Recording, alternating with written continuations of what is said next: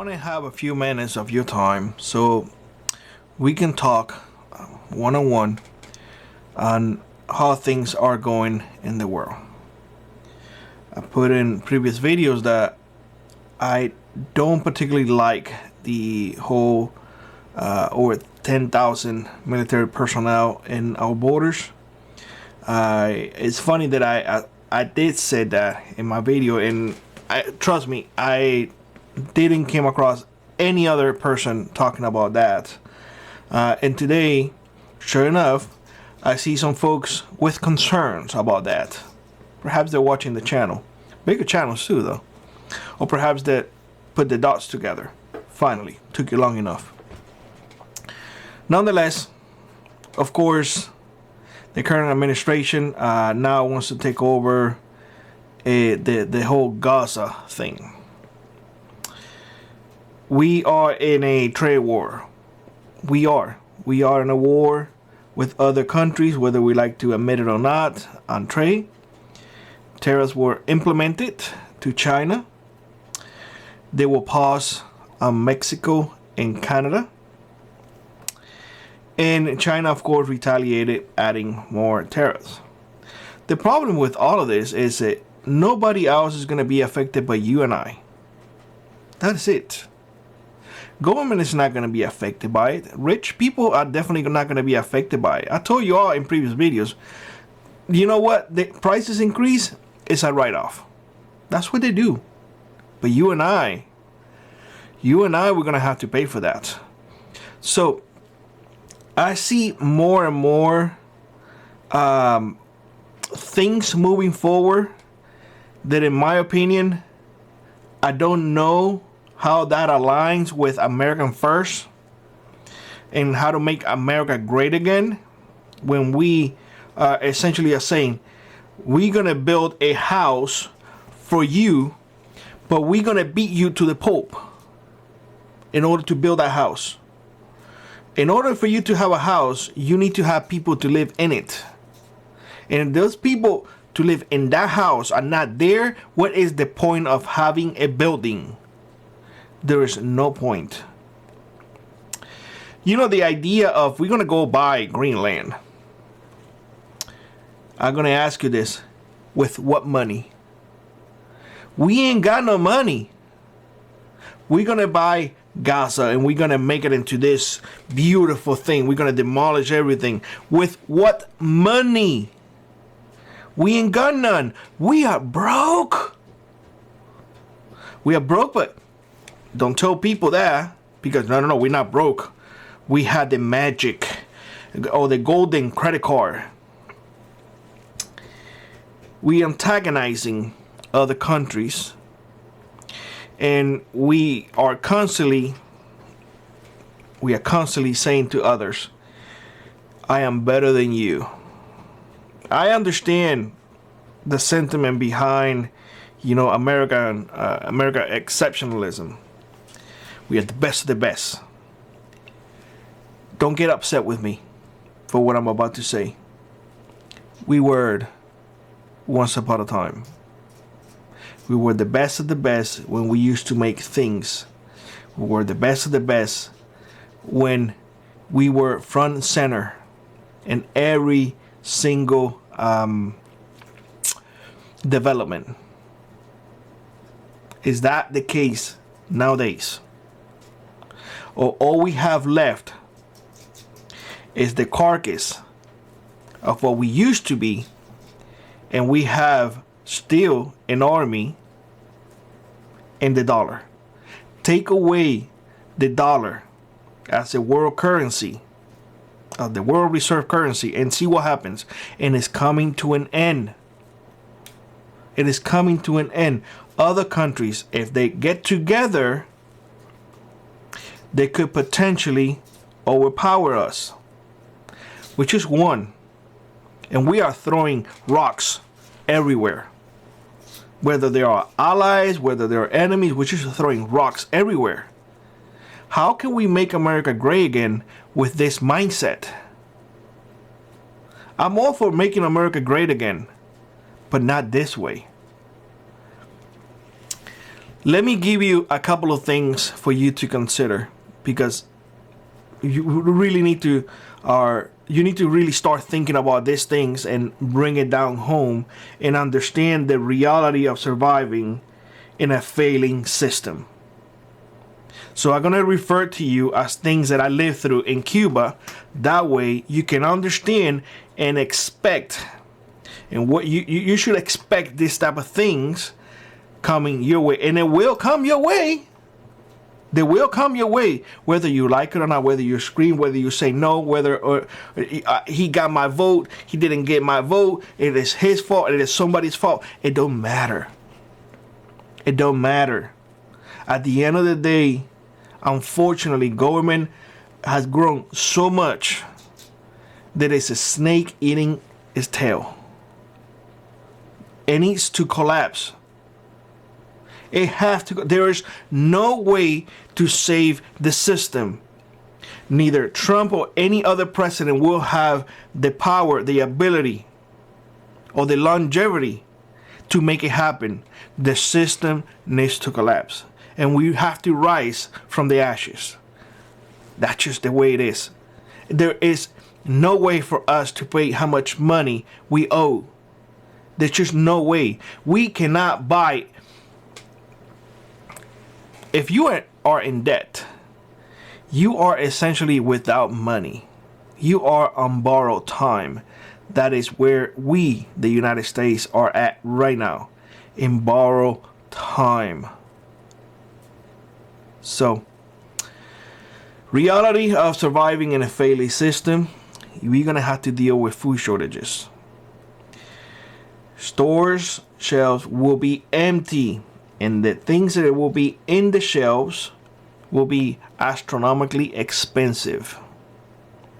That was the same way in Cuba. I told you all in my last video that when Castro legalized the dollar, out of a sudden, stores began to pop everywhere, full of stuff, in dollars only. Do you know that in Cuba you don't get paid dollars? You get paid pesos. That is the currency. But the peso was so devalued because, well, didn't hold any value at all. And now they wanted the dollar, and those with the ability of getting dollars from outside the country were able to buy a little bit. But I can tell you that the prices were astronomical. Nonetheless, food shortages. I know a lot of people always say, well, I have my garden and I'm self-sufficient and this and that. And I'm going to throw something at you so you can understand that also has limitations. You need to rotate your crops. If you don't, you will deplete the land. Meaning that a potato that it was 3 pounds today may not be half a pound 3 years from now. You will deplete that soil. That's just the way it goes. Where will you get fertilizer for that soil if there's no fertilizer at the stores? Oh, chickens. Fair enough. But that's only so much. Organic does not give you that huge tomato. Does not give you a huge tomato. I'm telling you all this because, when I came over, I saw those huge tomatoes. I was like, oh my God, they're delicious. They have no flavor. It's just water. In Cuba, tomatoes were yay big. That's it. That's the size of a tomato, a normal tomato. Organic does not produce as much.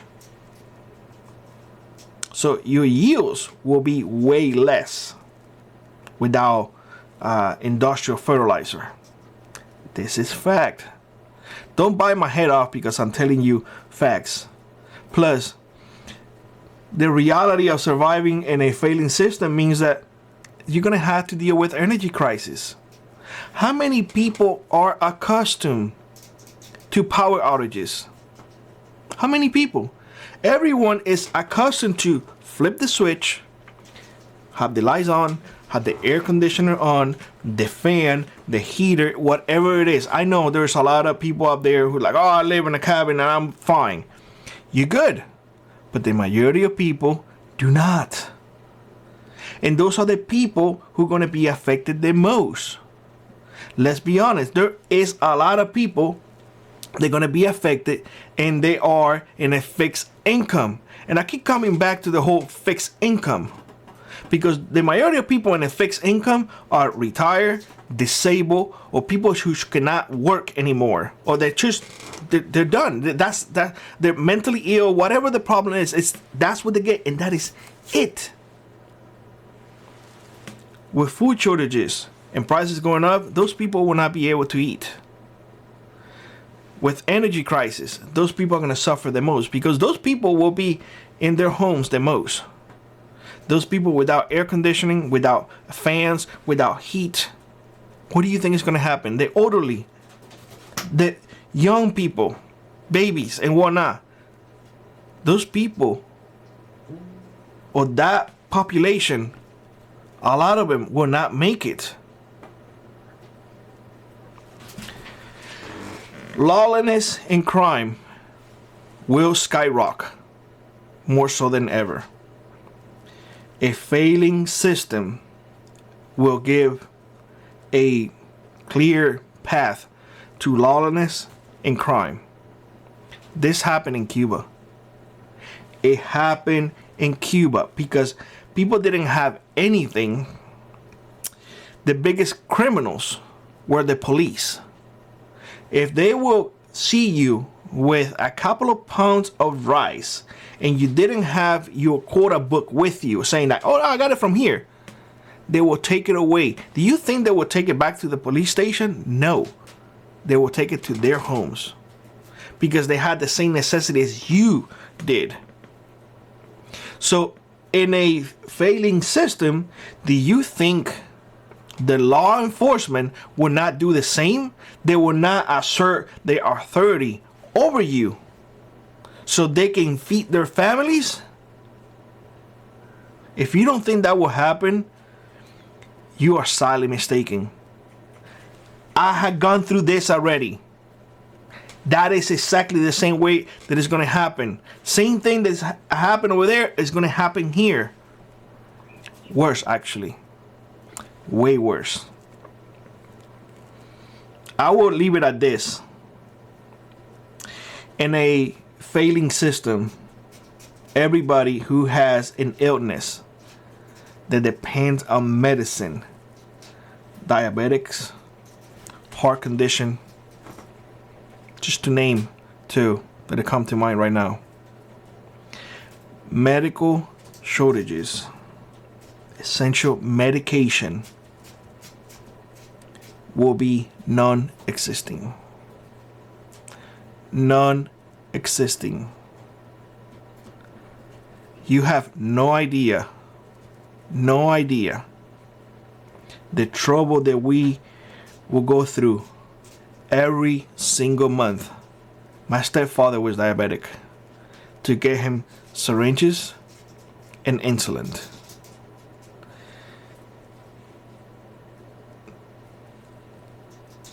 Heart medication, same thing. Blood pressure was the same thing. My grandfather has always had blood pressure issues. Same thing. I'm telling you all that if you believe that things are going to get better, they will not get better. I have gone through this already. I am telling you, I am seeing it a mile away. I just don't understand how can folks don't see it as well. I don't understand.